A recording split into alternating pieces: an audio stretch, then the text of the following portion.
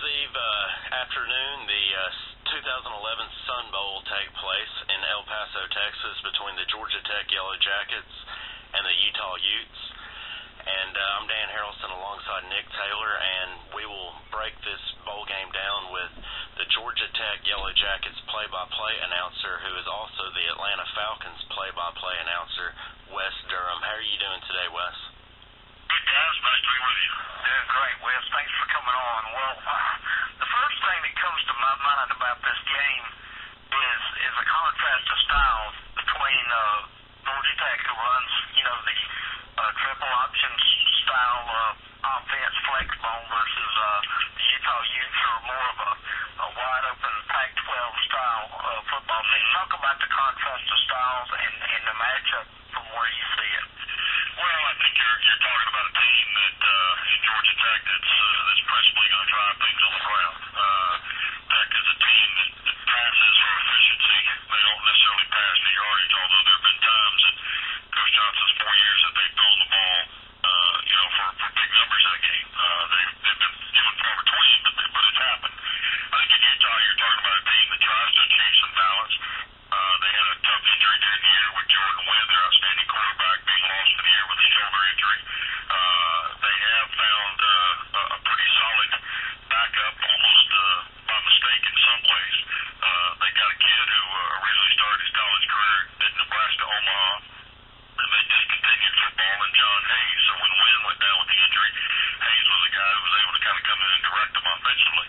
But really, they're going to run the ball, and John White is the guy who they're going to count on to run the football. So it'll be interesting to see how things play out. I think Georgia Tech's going to have to maintain the ball, and in order to do that, they're going to have to do it against one of the best run defenses really in the college football. Well, you bring up Utah's top 10 against the run, and really just a fine football team in their front seven. Well, you bring up a great point, Wes. I believe Georgia Tech's averaging about 316 rushing yards on the ground.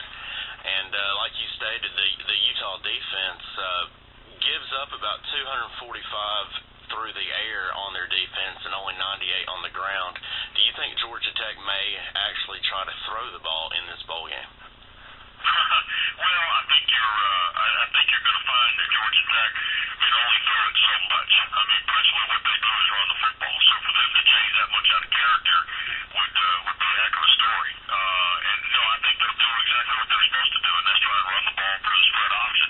Now they can throw it, and they've got a talented kid, Stephen Hill, at wide receiver, who started off like a house of fire and did not finish as strong as he wanted to. But on the whole, I think they can throw it efficiently. Now, can they throw it over the course of a ball game? That's really only happened once in Coach Johnson's 4 years here, and that was back in 2008. But I think the challenge of the ball game will be to see if they can set some tempo against Utah, and Utah will be as athletic up front as they've seen.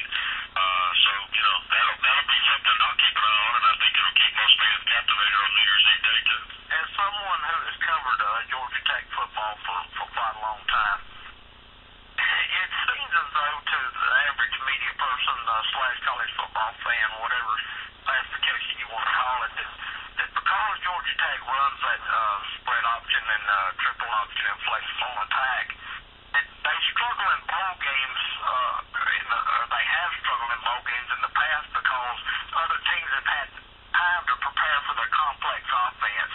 How do you see that variable in this game? Obviously, most people think Georgia Tech is a better team than Utah. However, Georgia Tech once again faces many of the same challenges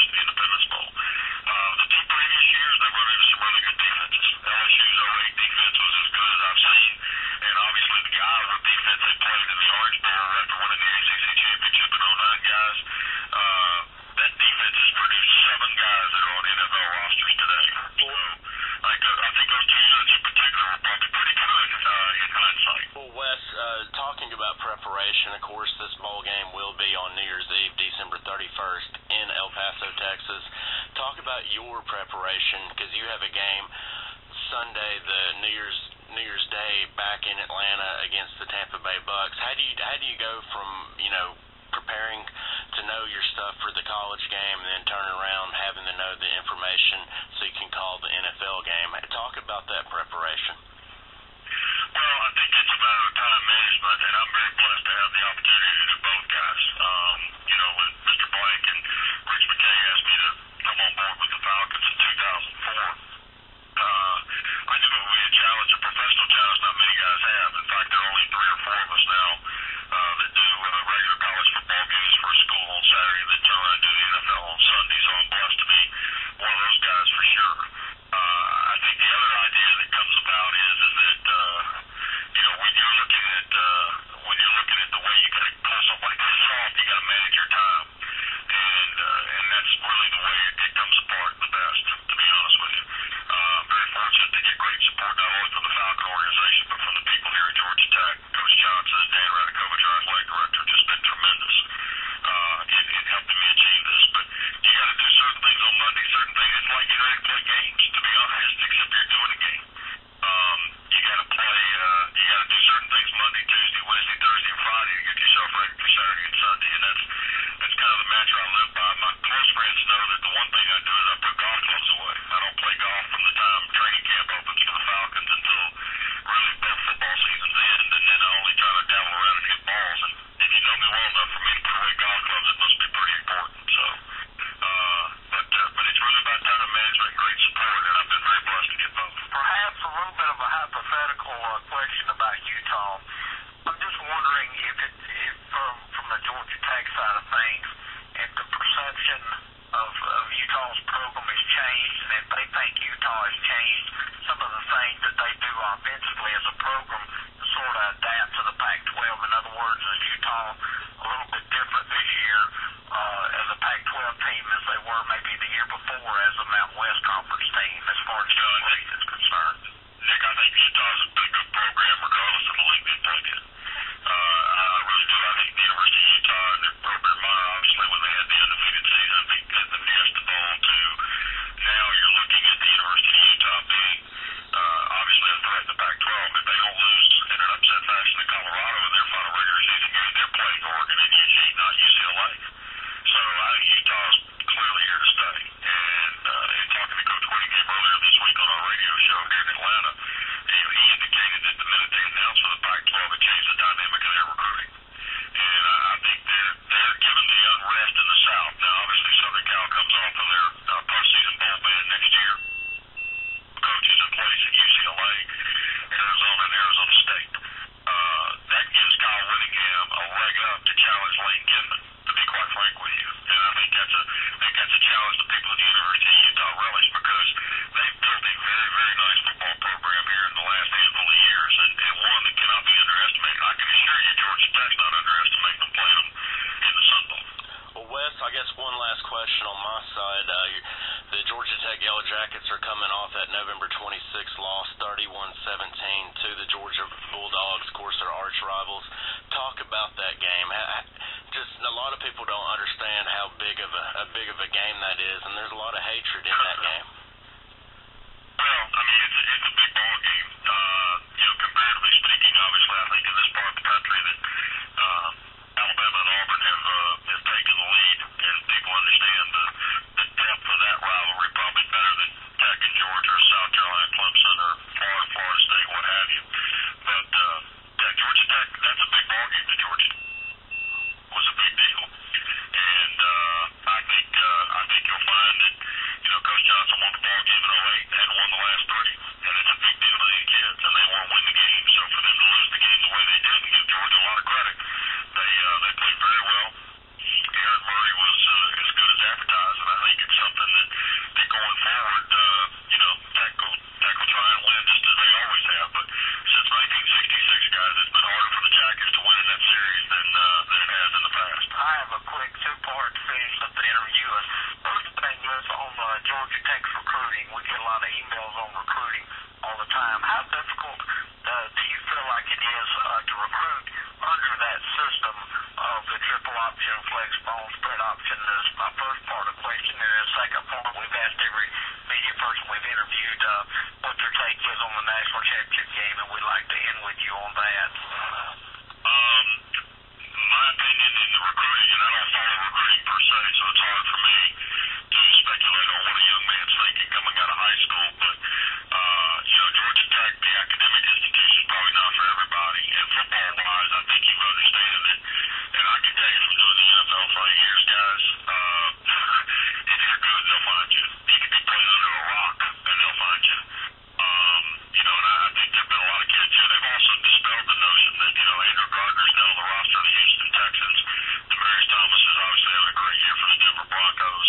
And those guys are products of this system, too. Jonathan Dwyer's playing in Pittsburgh. There are a handful of defensive guys now playing in the league as well that played here for Coach Johnson. So, I'm not sure that holds a lot of water. I know that there are a lot of coaches that have talked about it. But on the whole, I think if a kid wants to challenge here to come away with a dynamic education and a dynamic football experience, then Georgia Tech certainly fits the bill there. In terms of the national championship, who do I think will win? Yes, sir. I find it interesting that LSU's been able to make the plays when pressed. And most of the time it's been Tyrann Mathieu.